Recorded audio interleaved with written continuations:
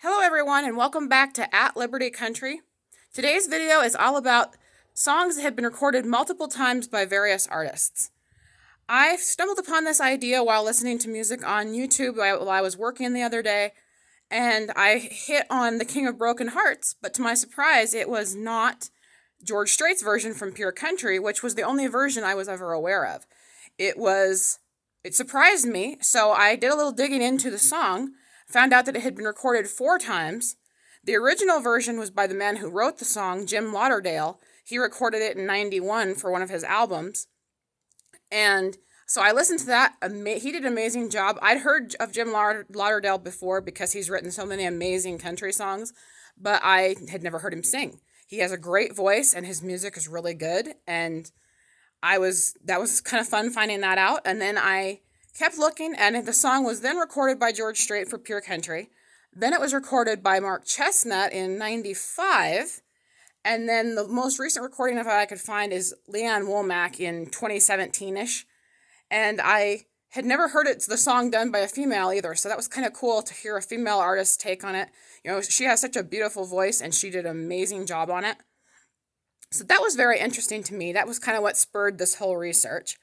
So then the next song on this list is Where Corn Don't Grow, which was originally recorded by Waylon Jennings in 1990, and then it was recorded again by Travis Tritt in the mid-90s, and then the most recent recording was by Riley Green in 2021.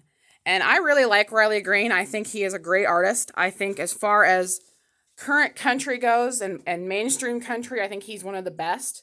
And his version of the song is great too. Every version is really good. They all have a little bit of a different sound, each one, and I love it. And then the next song on this list is South of the Border, Down Mexico Way.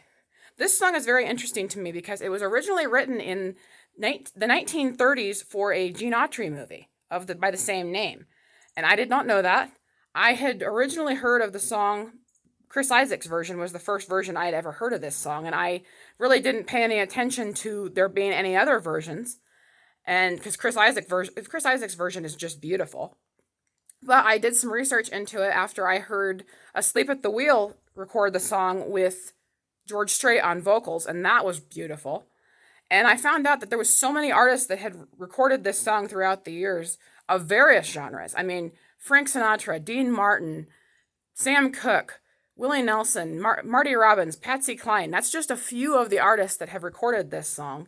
And it's such a wonderful story song, and I love the fact that it's so old. I just love that because I'm kind of a history buff. And so now I'm kind of interested. I want to see the movie now. I want to see what the movie, what that story is like in comparison to the song. Plus, I'm a huge Gene Autry fan. And then the last song on this list is Sad Songs and Waltzes, which was originally recorded by Willie Nelson in the 1970s. Then it was recorded again in the early 1980s by Keith Whitley, and his version is probably my favorite. And then the most recent version is Cody Johnson and Willie Nelson as a duet. I love duets, and I think it's really cool for a legend like Willie Nelson to record with one of my personal favorite artists of all time, and they did an amazing job on it. So, I mean, it's still partial to Keith Whitley's version. I am a huge Keith Whitley fan, and he had such an amazing voice and this kind of special way about him in his music, and unfortunately he was gone too soon, but so talented. And those are the 4 songs I had picked out that popped into my head. There's so many songs out there that have been recorded multiple times, and you don't really even realize it unless you hear them or you happen to research the song. And these are just my favorites, and I want to try to keep this short and sweet. Thank you for tuning in. I appreciate all your support. I want to do a shout out to my family whose support has been absolutely wonderful through this whole video process, and my YouTube channel. And I want to have a shout out to my friends on Parler because you guys have been so encouraging and supportive, and I truly appreciate it. Like, comment, and subscribe. I'm planning on doing a couple of Valentine's Day videos. Hopefully I can get it done in time.